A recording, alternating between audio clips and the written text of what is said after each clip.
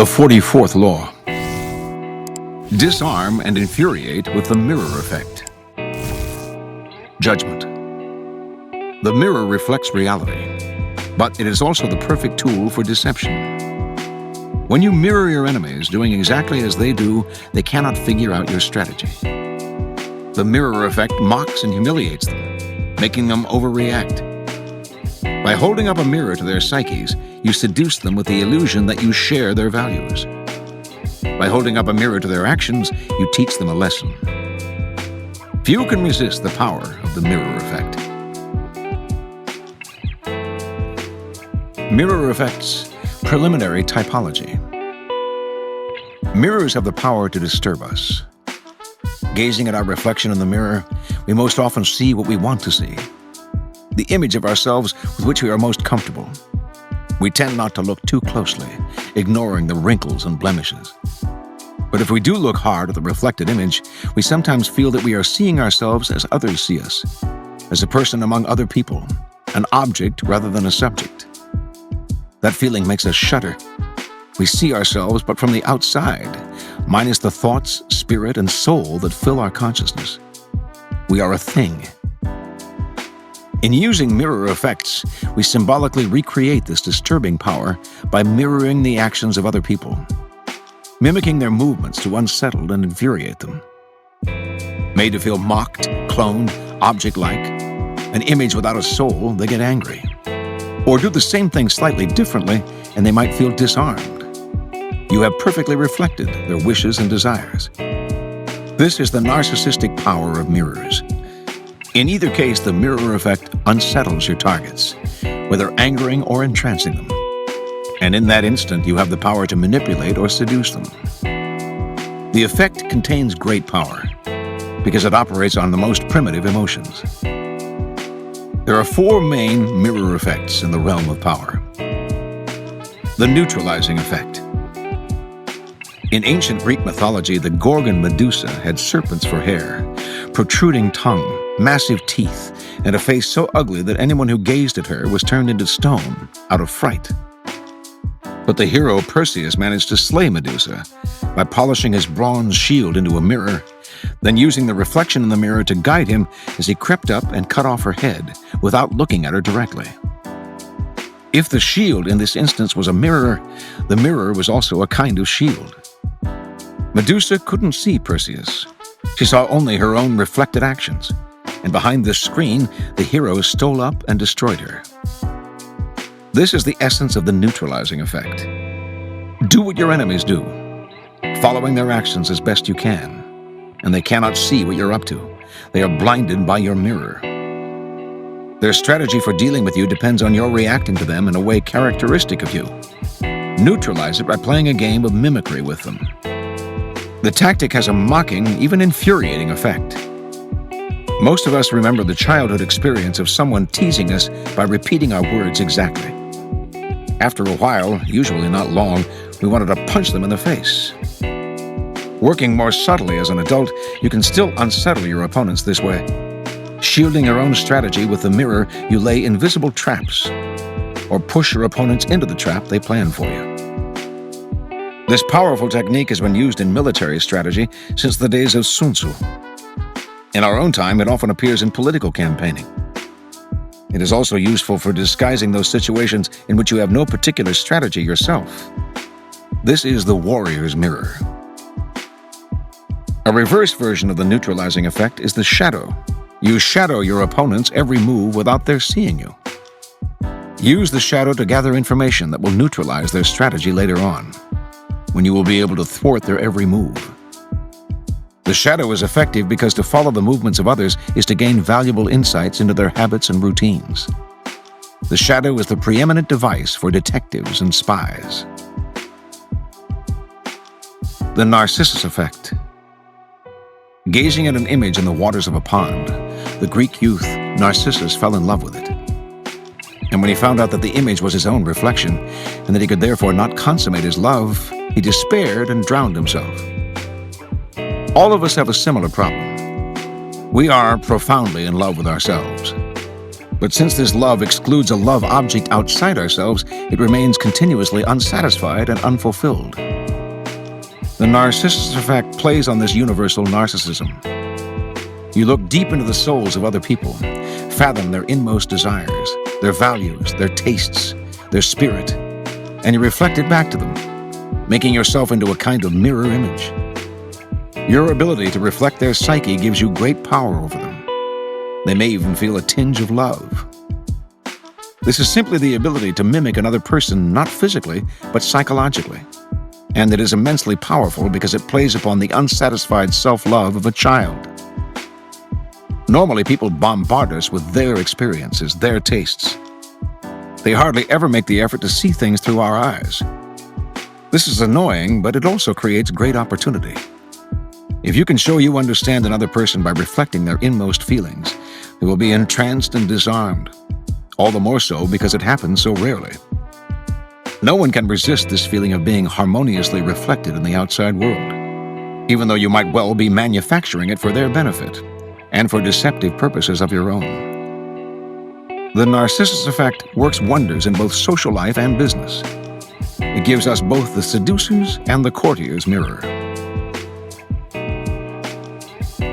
The moral effect. The power of verbal argument is extremely limited and often accomplishes the opposite of what is intended. As Gracian remarks, the truth is generally seen, rarely heard. The moral effect is a perfect way to demonstrate your ideas through action. Quite simply, you teach others a lesson by giving them a taste of their own medicine. In the moral effect, you mirror what other people have done to you, and do so in a way that makes them realize you are doing to them exactly what they did to you. You make them feel that their behavior has been unpleasant, as opposed to hearing you complain and whine about it, which only gets their defenses up. And as they feel the result of their actions mirrored back at them, they realize in the profoundest sense how they hurt or punish others with their unsocial behavior.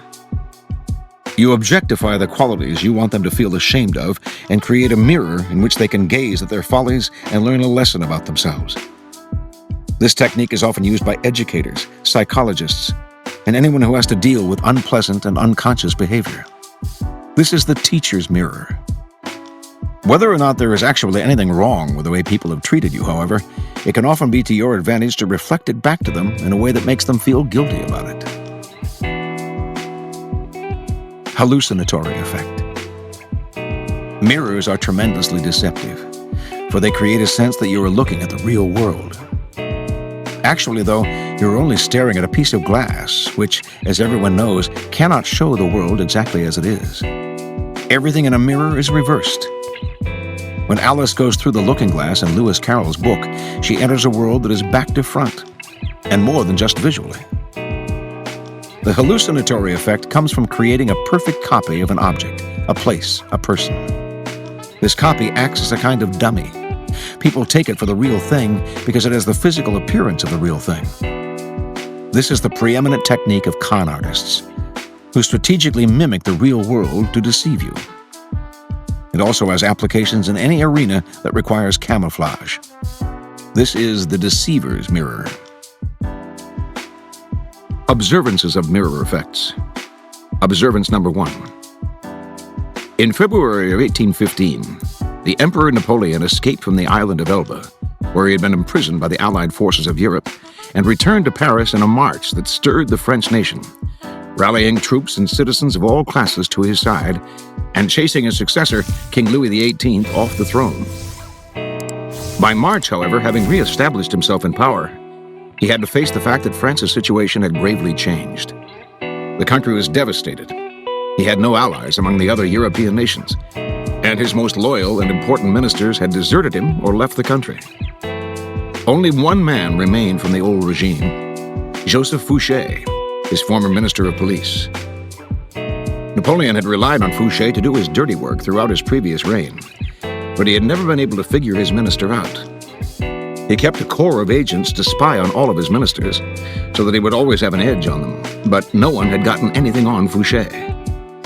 If suspected of some misdeed, the minister would not get angry or take the accusation personally. He would submit, nod, smile, and change colors chameleon-like, adapting to the requirements of the moment. At first, this had seemed somewhat pleasant and charming, but after a while it frustrated Napoleon, who felt outdone by this slippery man. At one time or another, he had fired all of his most important ministers, including Talleyrand, but he never touched Fouche. And so in 1815, back in power and in need of help, he felt he had no choice but to reappoint Fouche as his Minister of Police. Several weeks into his new reign, Napoleon's spies told him they believed Fouche was in secret contact with ministers of foreign countries, including Metternich of Austria. Afraid that his most valuable minister was betraying him to his enemies, Napoleon had to find out the truth before it was too late. He couldn't confront Fouche directly.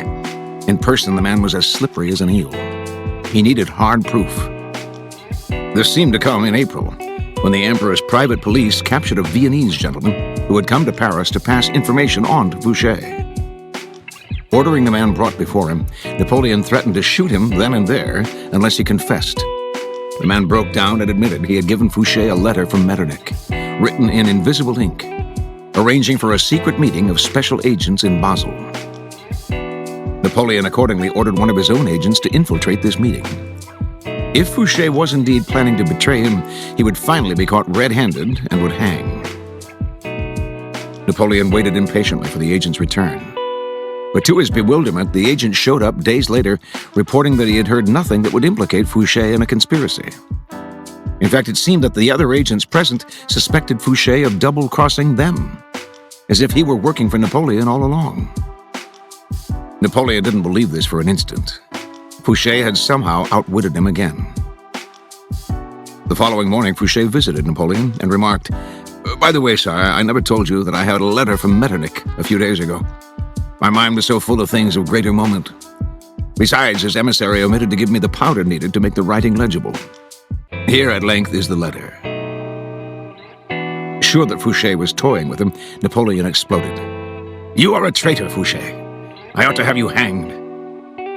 He continued to harangue Fouche, but he couldn't fire him without proof. Fouche only expressed amazement at the Emperor's words, but inwardly he smiled. For all along he had been playing a mirroring game. Interpretation. Fouche had known for years that Napoleon kept on top of those around him by spying on them day and night. The minister had survived this game by having his own spies spy on Napoleon's spies, thus neutralizing any action Napoleon might take against him. In the case of the meeting in Basel, he even turned the tables. Knowing about Napoleon's double agent, he set it up so that it would appear as if Fouche were a loyal double agent too. Fouche gained power and flourished in a period of great tumult by mirroring those around him. During the French Revolution, he was a radical Jacobin. After the Terror, he became a moderate Republican. And under Napoleon, he became a committed imperialist, whom Napoleon ennobled and made the Duke of Otranto. If Napoleon took up the weapon of digging up dirt on people, Fouche made sure he had the dirt on Napoleon, as well as on everyone else. This also allowed him to predict the Emperor's plans and desires, so that he could echo his boss's sentiments before he had even uttered them. Shielding his actions with a mirror strategy, Fouche could also plot offensive moves without being caught in the act. This is the power of mirroring those around you. First, you give people the feeling that you share their thoughts and goals. Second, if they suspect you have ulterior motives, the mirror shields you from them, preventing them from figuring out your strategy. Eventually, this will infuriate and unsettle them. By playing the double, you steal their thunder, suck away their initiative, make them feel helpless. You also gain the ability to choose when and how to unsettle them, another avenue to power. And the mirror saves you mental energy. Simply echoing the moves of others gives you the space you need to develop a strategy of your own. Observance number 2.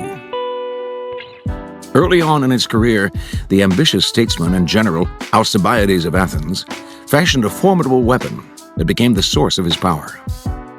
In every encounter with others, he would sense their moods and tastes, then carefully tailor his words and actions to mirror their inmost desires.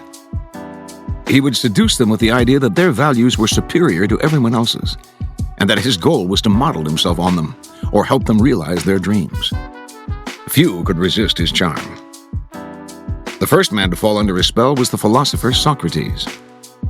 Alcibiades represented the opposite of the Socratic ideal of simplicity and uprightness. He lived lavishly and was completely unprincipled. Whenever he met Socrates, however, he mirrored the older man's sobriety, eating simply, accompanying Socrates on long walks, and talking only of philosophy and virtue. Socrates wasn't completely fooled. He was not unaware of Alcibiades' other life. But that only made him vulnerable to a logic that flattered him. Only in my presence, he felt, does this man submit to a virtuous influence. Only I have such power over him. This feeling intoxicated Socrates, who became Alcibiades' fervent admirer and supporter, one day even risking his own life to rescue the young man in battle. The Athenians considered Alcibiades their greatest orator, for he had an uncanny ability to tune in to his audience's aspirations and mirror their desires. He made his greatest speeches in support of the invasion of Sicily, which he thought would bring great wealth to Athens and limitless glory to himself. The speeches gave expression to young Athenians' thirst to conquer lands for themselves, rather than living off the victories of their ancestors. But he also tailored his words to reflect older men's nostalgia for the glory years, when Athens led the Greeks against Persia, and then went on to create an empire. All Athens now dreamed of conquering Sicily. Alcibiades' plan was approved, and he was made the expedition's commander. While Alcibiades was leading the invasion of Sicily, however, certain Athenians fabricated charges against him of profaning sacred statues. He knew his enemies would have him executed if he returned home. So at the last minute, he deserted the Athenian fleet and defected to Athens' bitter enemy, Sparta. The Spartans welcomed this great man to their side, but they knew his reputation and were wary of him. Alcibiades loved luxury. The Spartans were a warrior people who worshipped austerity, and they were afraid he would corrupt their youth. But much to their relief, the Alcibiades who arrived in Sparta was not at all what they expected. He wore his hair untrimmed, as they did, took cold baths, ate coarse bread and black broth, and wore simple clothes. To the Spartans, this signified that he had come to see their way of life as superior to the Athenian. Greater than they were, he had chosen to be a Spartan rather than being born one, and should thus be honored above all others. They fell under his spell and gave him great powers. Unfortunately, Alcibiades rarely knew how to rein in his charm. He managed to seduce the king of Sparta's wife and make her pregnant. When this became public, he once more had to flee for his life. This time, Alcibiades defected to Persia, where he suddenly went from Spartan simplicity to embracing the lavish Persian lifestyle, down to the last detail. It was, of course, immensely flattering to the Persians to see a Greek of Alcibiades' stature prefer their culture over his own, and they showered him with honors, land, and power. Once seduced by the mirror, they failed to notice that behind this shield, Alcibiades was playing a double game, secretly helping the Athenians in their war with Sparta, and thus re-ingratiating himself with the city to which he desperately wanted to return, and which welcomed him back with open arms in 408 BC. Interpretation. Early in his political career, Alcibiades made a discovery that changed his whole approach to power. He had a colorful and forceful personality, but when he argued his ideas strongly with other people, he would win over a few, while at the same time alienating many more. The secret to gaining ascendancy over large numbers, he came to believe, was not to impose his colors, but to absorb the colors of those around him, like a chameleon. Once people fell for the trick, the deceptions he went on to practice would be invisible to them. Understand, everyone is wrapped up in their own narcissistic shell. When you try to impose your own ego on them, a wall goes up, resistance is increased. By mirroring them, however, you seduce them into a kind of narcissistic rapture. They are gazing at a double of their own soul. This double is actually manufactured in its entirety by you. Once you have used the mirror to seduce them, you have great power over them. It's worth noting, however, the dangers and the promiscuous use of the mirror. In Alcibiades' presence, people felt larger, as if their egos had been doubled. But once he left, they felt empty and diminished. And when they saw him mirroring completely different people as totally as he had mirrored them, they felt not just diminished, but betrayed. Alcibiades' overuse of the mirror effect made whole peoples feel used, so that they constantly had to flee from one place to another. Indeed, Alcibiades so angered the Spartans that they finally had him murdered. He had gone too far. The seducer's mirror must be used with caution and discrimination. Observance number 3. In 1652, the recently widowed Baroness Mancini moved her family from Rome to Paris, where she could count on the influence and protection of her brother, Cardinal Mazarin, the French Prime Minister. Of the Baroness's 5 daughters, 4 dazzled the court with their beauty and high spirits. These infamously charming nieces of Cardinal Mazarin became known as the Mazarinettes, and soon found themselves invited to all the most important court functions. One daughter, Marie Mancini, didn't share this good fortune, for she lacked the beauty and grace of her sisters, who, along with her mother and even Cardinal Mazarin, eventually came to dislike her, for they felt she spoiled the family image. They tried to persuade her to enter a convent, where she would be less of an embarrassment, but she refused. Instead, she applied herself to her studies, learning Latin and Greek, perfecting her French, and practicing her musical skills. On the rare occasions when the family would let her attend court affairs, she trained herself to be an artful listener, sizing people up for their weaknesses and hidden desires. And when she finally met the future King Louis XIV in 1657, Louis was 17 years old, Marie 18, she decided that despite her family and uncle, she would find a way to make this young man fall in love with her. This was a seemingly impossible task for such a plain-looking girl, but Marie studied the future king closely. She noticed that her sister's frivolity didn't please him, and she sensed that he loathed the scheming and petty politicking that went on all around him. She saw that he had a romantic nature. He read adventure novels, insisted on marching at the head of his armies, and had high ideals and a passion for glory. The court didn't feed these fantasies of his. It was a banal, superficial world that bored him. The key to Louis's heart, Marie saw, would be to construct a mirror reflecting his fantasies and his youthful yearnings for glory and romance. To begin with, she immersed herself in the romantic novels, poems, and plays that she knew the young king read voraciously. When Louis began to engage her in conversation, to his delight she would talk of the things that stirred his soul. Not this fashion or that piece of gossip, but rather courtly love, the deeds of great knights, the nobility of past kings and heroes. She fed his thirst for glory by creating an image of an august, superior king whom he could aspire to become. She stirred his imagination. As the future Sun King spent more and more time in Marie's presence, it eventually became clear that he had fallen in love with the least likely young woman of the court. To the horror of her sisters and mother, he showered Marie Mancini with attention. He brought her along on his military campaigns and made a show of stationing her where she could watch as he marched into battle. He even promised Marie that he would marry her and make her queen. Mazarin, however, would never allow the king to marry his niece, a woman who could bring France no diplomatic or royal alliances. Louis had to marry a princess of Spain or Austria. In 1658, Louis succumbed to the pressure and agreed to break off the first romantic involvement of his life. He did so with much regret, and at the end of his life he acknowledged that he never loved anyone as much as Marie Mancini. Interpretation. Marie Mancini played the seducer's game to perfection. First, she took a step back to study her prey. Seduction often fails to get past the first step because it is too aggressive. The first move must always be a retreat. By studying the king from a distance, Marie saw what distinguished him from the others: his high ideals, romantic nature, and snobbish disdain for petty politics. Marie's next step was to make a mirror for these hidden yearnings on Louis's part, letting him glimpse what he himself could be, a godlike king. This mirror had several functions.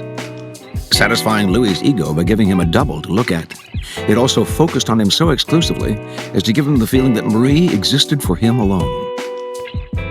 Surrounded by a pack of scheming courtiers who only had their own self-interest at heart, he couldn't fail to be touched by this devotional focus.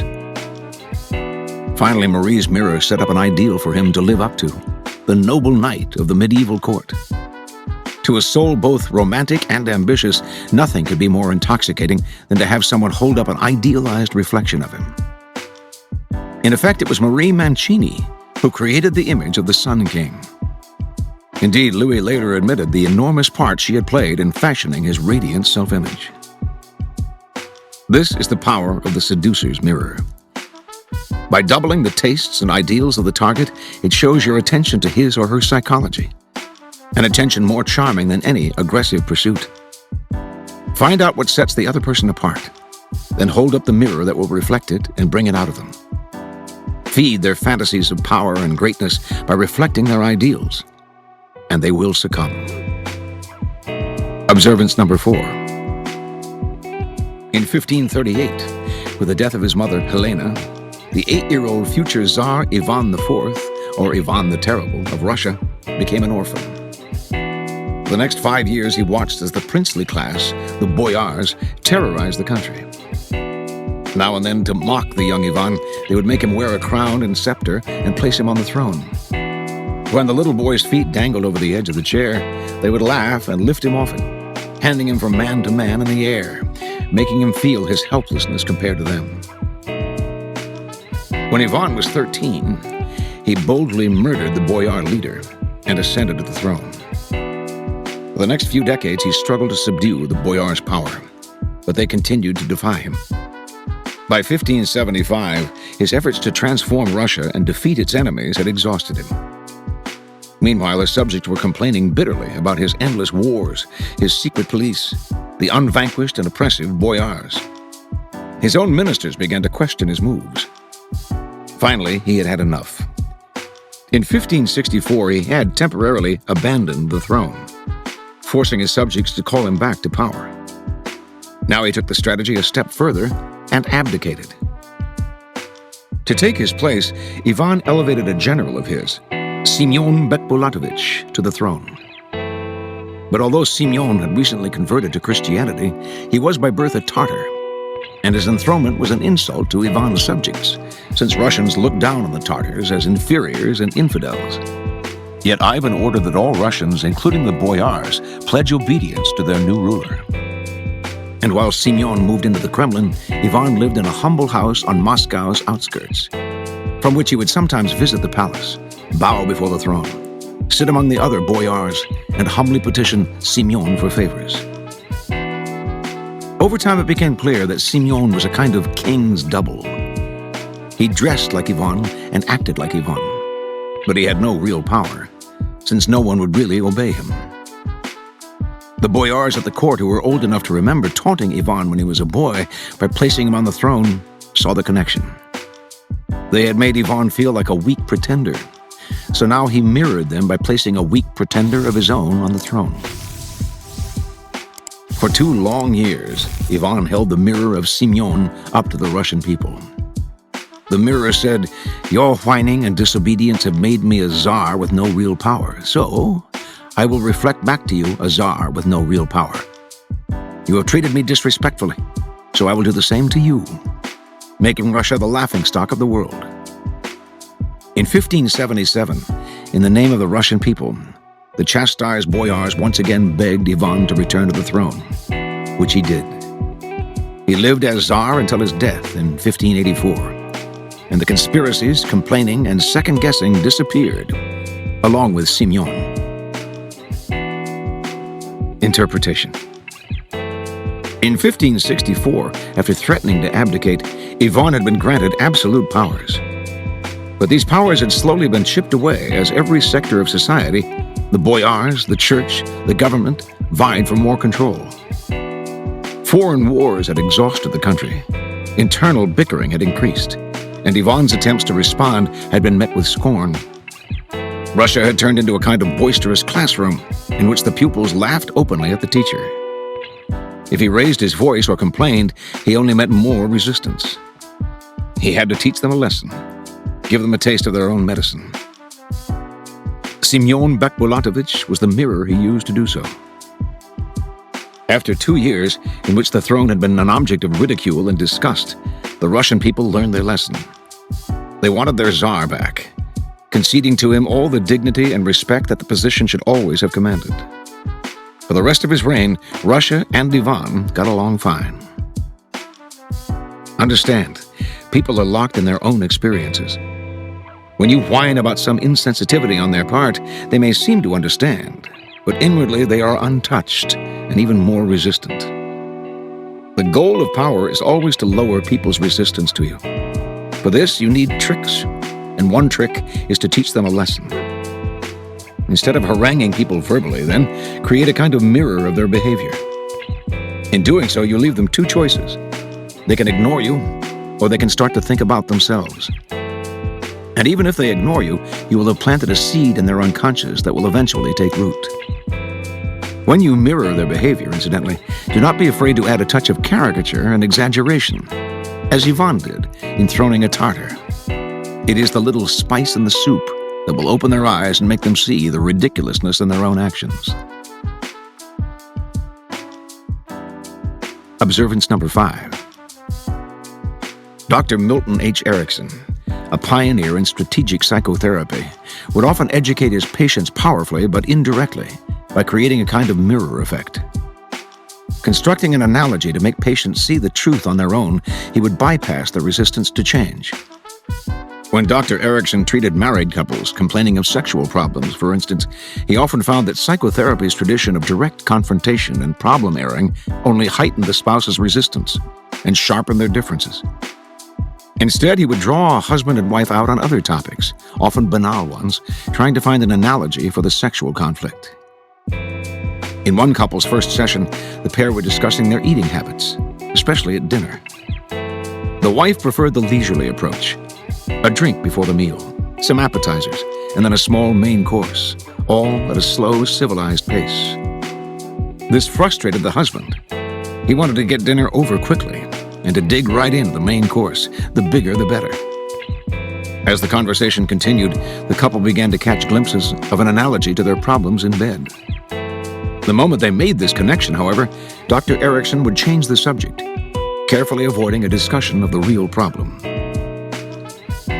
The couple thought Erickson was just getting to know them and would deal with the problem directly the next time he saw them.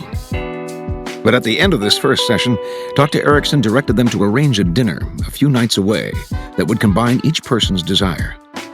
The wife would get the slow meal, including time spent bonding, and the husband would get the big dishes he wanted to eat. Without realizing they were acting under the doctor's gentle guidance, the couple would walk into a mirror of their problem.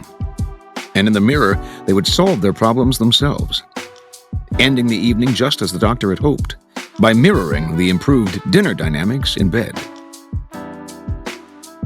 In dealing with more severe problems, such as the schizophrenic's mirror fantasy world of his or her own construction, Dr. Erickson would always try to enter the mirror and work within it. He once treated a hospital inmate who believed he was Jesus Christ, draping sheets around his body, talking in vague parables, and bombarding staff and patients with endless Christian proselytizing. No therapy or drugs seemed to work, until one day Dr. Erickson went up to the young man and said, "I understand you have had experience as a carpenter." Being Christ, the patient had to say that he had had such experience, and Erickson immediately put him to work building bookcases and other useful items, allowing him to wear his Jesus garb. Over the next weeks, as the patient worked on these projects, his mind became less occupied with Jesus fantasies and more focused on his labor. As the carpentry work took precedence, a psychic shift took effect. The religious fantasies remained, but faded comfortably into the background, allowing the man to function in society. Interpretation. Communication depends on metaphors and symbols, which are the basis of language itself. A metaphor is a kind of mirror to the concrete and real, which it often expresses more clearly and deeply than a literal description does. When you're dealing with the intractable willpower of other people, direct communication often only heightens their resistance. This happens most clearly when you complain about people's behavior, particularly in sensitive areas such as their lovemaking. You will effect a far more lasting change if, like Dr. Erickson, you construct an analogy, a symbolic mirror of the situation, and guide the other through it. As Christ himself understood, talking in parables is often the best way to teach a lesson. for it allows people to realize the truth on their own. When dealing with people who are lost in the reflections of fantasy worlds, including a host of people who don't live in mental hospitals, never try to push them into reality by shattering their mirrors. Instead, enter their world and operate inside it, under their rules, gently guiding them out of the hall of mirrors they have entered. Observance number 6. The great 16th century Japanese tea master, Takeno Shoho, once passed by a house and noticed a young man watering flowers near his front gate. Two things caught Shoho's attention. First, the graceful way the man performed his task, and second, the stunningly beautiful rows of Sharon blossoms that bloomed in the garden. He stopped and introduced himself to the man, whose name was Senno Rikyu. Shoho wanted to stay, but he had a prior engagement and had to hurry off. Before he left, however, Rikyu invited him to take tea with him the following morning. Shoho happily accepted. When Shoho opened the garden gate the next day, he was horrified to see that not a single flower remained. More than anything else, he had come to see the rows of Sharon blossoms that he had not had the time to appreciate the day before. Now, disappointed, he started to leave. But at the gate he stopped himself and decided to enter Senno Rikyu's tea room. Immediately inside, he stopped in his tracks and gazed in astonishment. Before him, a vase hung from the ceiling, and in the vase stood a single rose of Sharon blossom, the most beautiful in the garden. Somehow, Senno Rikyu had read his guest's thoughts and, with this one elegant gesture, had demonstrated that this day, guest and host would be in perfect harmony. Senno Rikyu went on to become the most famous tea master of all, and his trademark was this uncanny ability to harmonize himself with his guests' thoughts and to think one step ahead, enchanting them by adapting to their taste. One day, Rikyu was invited to tea by Yamashina Hechiguan, an admirer of the tea ceremony, but also a man with a vivid sense of humor. When Rikyu arrived at Hechiguan's home, he found the garden gate shut, so he opened it to look for the host. On the other side of the gate, he saw that someone had first dug a ditch, then carefully covered it over with canvas and earth. Realizing that Hechiguan had planned a practical joke, he obligingly walked right into the ditch, muddying his clothes in the process. Apparently horrified, Hechiguan came running out and hurried Rikyu to a bath that for some inexplicable reason stood already prepared. After bathing, Rikyu joined Hechiguan in the tea ceremony, which both enjoyed immensely, sharing a laugh about the accident. Later, Senno Rikyu explained to a friend that he had heard about Hechiguan's practical joke beforehand. But since it should always be one's aim to conform to the wishes of one's host, I fell into the hole knowingly, and thus assured the success of the meeting. Tea is by no means mere obsequiousness, but there is no tea where the host and guest are not in harmony with one another. Hechiguan's vision of the dignified Senno Rikyu at the bottom of a ditch had pleased him endlessly. But Rikyu had gained a pleasure of his own in complying with his host's wish and watching him amuse himself in this way. Interpretation. Senno Rikyu was no magician or seer. He watched those around him acutely, plumbing the subtle gestures that revealed a hidden desire, then producing that desire's image. Although Shoho never spoke of being enchanted by the rows of Sharon blossoms, Rikyu read it in his eyes. If mirroring a person's desires meant falling into a ditch, so be it. Rikyu's power resided in his skillful use of the courtier's mirror, which gave him the appearance of an unusual ability to see into other people. Learn to manipulate the courtier's mirror, for it will bring you great power. Study people's eyes, follow their gestures, surer barometers of pain and pleasure than any spoken word. Notice and remember the details, the clothing, the choice of friends, the daily habits, the tossed-out remarks that reveal hidden and rarely indulged desires. Soak it all in. Find out what lies under the surface. Then make yourself the mirror of their unspoken selves. That is the key to this power. The other person has not asked for your consideration, has not mentioned his pleasure in the Rose of Sharon. And when you reflect it back to him, his pleasure is heightened because it is unasked for. Remember, the wordless communication the indirect compliment contains the most power. No one can resist the enchantment of the courtier's mirror. Observance number 7. Yellow Kid Weil, con artist extraordinaire, used the deceiver's mirror in his most brilliant cons. Most audacious of all was his recreation of a bank in Muncie, Indiana. When Weil read one day that the Merchants Bank in Muncie had moved, he saw an opportunity he could not pass up. Weil rented out the original Merchants building, which still contained bank furniture complete with teller windows. He bought money bags, stenciled a bank's invented name on them, filled them with steel washers, and arrayed them impressively behind the teller windows, along with bundles of boodle, real bills hiding newspaper cut to size. For his bank's staff and customers, Weil hired gamblers, bookies, girls from the local bawdy house, and other assorted Confederates. He even had a local thug pose as a bank dick. Claiming to be the broker for a certificate investment the bank was offering, Weil would fish the waters and hook the proper wealthy sucker. He would bring this man to the bank and ask to see the president.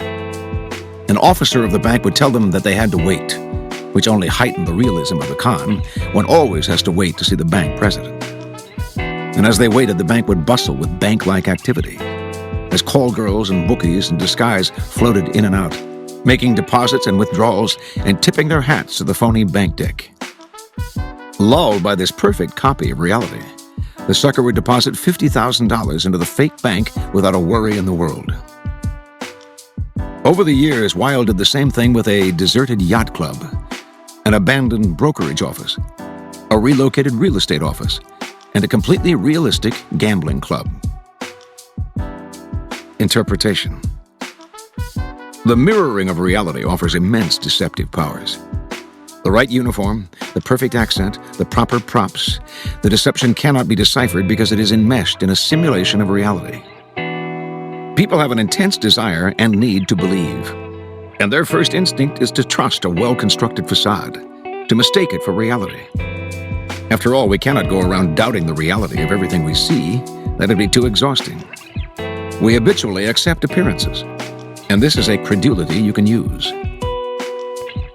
In this particular game, it is the first moment that counts the most. If your sucker's suspicions are not raised by their first glance at the mirror's reflection, they will stay suppressed. Once they enter your hall of mirrors, they will be unable to distinguish the real from the fake, and it will become easier and easier to deceive them. Remember, study the world's surfaces and learn to mirror them in your habits, your manner, your clothes. Like a carnivorous plant, to unsuspecting insects, you will look like all the other plants in the field.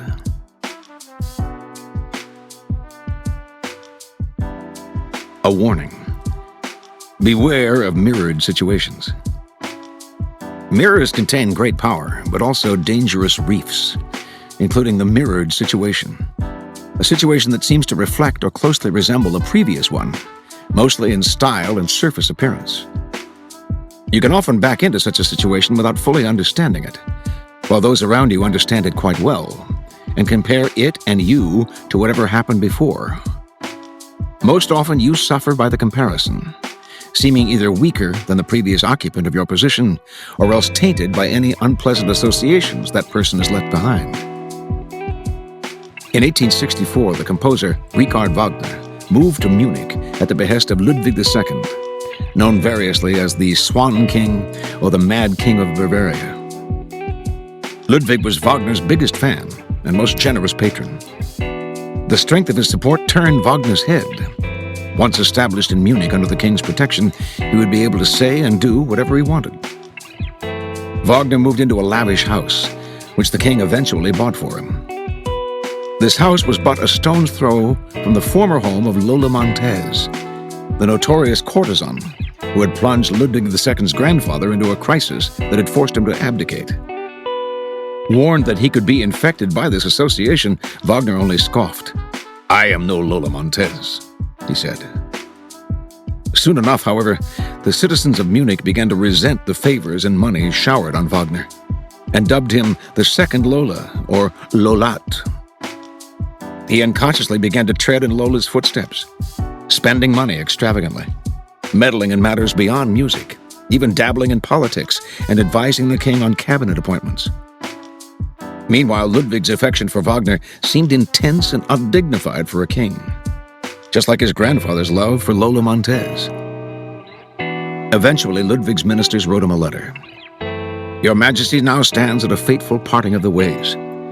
You have to choose between the love and respect of your faithful people and the friendship of Richard Wagner."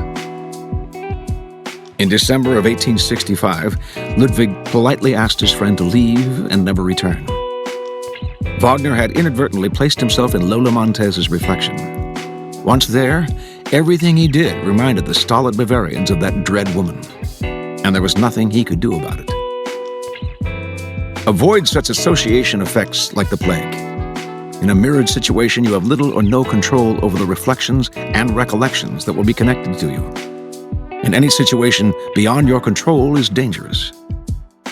Even if the person or event has positive associations, you will suffer from not being able to live up to them, since the past generally appears greater than the present. If you ever notice people associating you with some past event or person, do everything you can to separate yourself from that memory and to shatter the reflection. Here are some further reflections on this law. From Fables, Pilpay, the merchant and his friend. A certain merchant once had a great desire to make a long journey. Now, in regard that he was not very wealthy, "It is requisite," said he to himself, "that before my departure I should leave some part of my estate in the city, to the end that if I meet with ill luck in my travels, I may have wherewithal to keep me at my return." To this purpose he delivered a great number of bars of iron, which were the principal part of his wealth, in trust to one of his friends, desiring him to keep them during his absence. And then, taking his leave, away he went. Some time after, having had but ill luck in his travels, he returned home, and the first thing he did was go to his friend and demand his iron. But his friend, who owed several sums of money, having sold the iron to pay his own debts, made him this answer. "Truly, friend," said he, "I put your iron into a room that was close locked, imagining it would have been there as secure as my own gold. But an accident has happened, which no one could have suspected, for there was a rat in the room, which ate it all up." The merchant, pretending ignorance, replied, "That is a terrible misfortune to me indeed. But I know of old that rats love iron extremely. I have suffered by them many times before in the same manner, and therefore can the better bear my present affliction." This answer extremely pleased the friend, who was glad to hear the merchant so well inclined to believe that a rat had eaten his iron, and to remove all suspicions, desired him to dine with him the next day. The merchant promised he would, but in the meantime he met in the middle of the city one of his friend's children. The child he carried home and locked up in a room.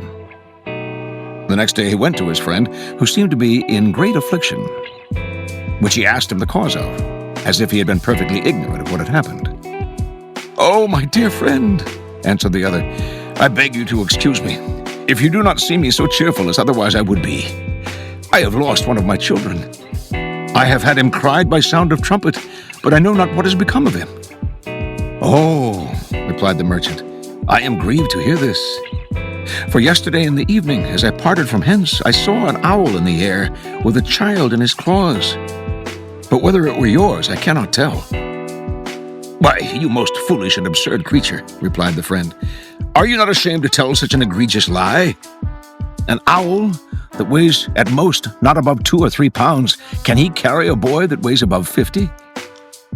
"Why," replied the merchant, "do you make such a wonder at that? As if in a country where one rat can eat 100 tons weight of iron, it were such a wonder for an owl to carry a child that weighs not over 50 pounds in all." The friend, upon this, found that the merchant was no such fool as he took him to be, begged his pardon for the cheat which he designed to have put upon him, restored him the value of his iron, and so had his son again. From Miyamoto Musashi, A Book of 5 Rings. When you have come to grips and are striving together with the enemy, and you realize that you cannot advance, you soak in and become one with the enemy. You can win by applying a suitable technique while you are mutually entangled. You can win often decisively with the advantage of knowing how to soak into the enemy. Whereas were you to draw apart, you would lose the chance to win. From Selected Fables by Jean de La Fontaine. The Fox and the Stork. One day, Mr. Fox decided to fork out and invite old Mrs. Stork out. The dinner wasn't elaborate. Being habitually mean, he didn't go in for haute cuisine. In fact, it consisted of a shallow plate of thin gruel. Within a minute, our joker had lapped his plate clean. Meanwhile, his guest, fishing away with her beak, not a morsel in it. To pay him back for this cruel practical joke, the stork invited Fox to dinner the following week. "I should be delighted," he replied. "When it comes to friends, I never stand upon pride." Punctually on the day, he ran to his hostess's house and at once began praising everything. "What taste! What chic! And the food, done just to a turn!" And then sat down with a hearty appetite. Foxes are always ready to eat, and savored the delicious smell of meat. It was minced meat and served, to serve him right, in a long-necked, narrow-mouthed urn. The stork, easily stooping, enjoyed her fill with her long bill. His snout, though, being the wrong shape and size, he had to return to his den empty-bellied, tail dragging, ears drooping, as red in the face as a fox who's been caught by a hen. From Edgar Allan Poe, The Purloined Letter. When I wish to find out how wise or how stupid or how good or how wicked is anyone, or what his thoughts are at the moment, I fashion the expression of my face as accurately as possible in accordance with the expression of his, and then wait to see what thoughts or sentiments arise in my mind or heart, as if to match or correspond with the expression. From Christopher Hibbert, The House of Medici, Its Rise and Fall. Lorenzo de' Medici seduces the Pope. Lorenzo de' Medici lost no opportunity of increasing the respect which Pope Innocent now felt for him, and of gaining his friendship, if possible his affection. He took the trouble to discover the Pope's tastes and indulge them accordingly. He sent him casks of his favorite wine. He sent him courteous, flattering letters in which he assured him, when the Pope was ill, that he felt his suffering as though they were his own, in which he encouraged him with such fortifying statements as, "A Pope is what he wills to be," and in which, as though incidentally, he included his views on the proper course of papal policies. Innocent was gratified by Lorenzo's attentions and convinced by his arguments. So completely, indeed, did he come to share his opinions that the disgruntled Ferrarese ambassador put it, "The Pope sleeps with the eyes of the magnificent Lorenzo." From Norman Malcolm, Ludwig Wittgenstein, a memoir. Wittgenstein had an extraordinary gift for divining the thoughts of the person with whom he was engaged in discussion. While the other struggled to put his thoughts into words, Wittgenstein would perceive what it was and state it for him. This power of his, which sometimes seemed uncanny, was made possible, I am sure, by his own prolonged and continuous researches. And from Sigmund Freud. The doctor should be opaque to his patients, and like a mirror, should show them nothing but what is shown to him.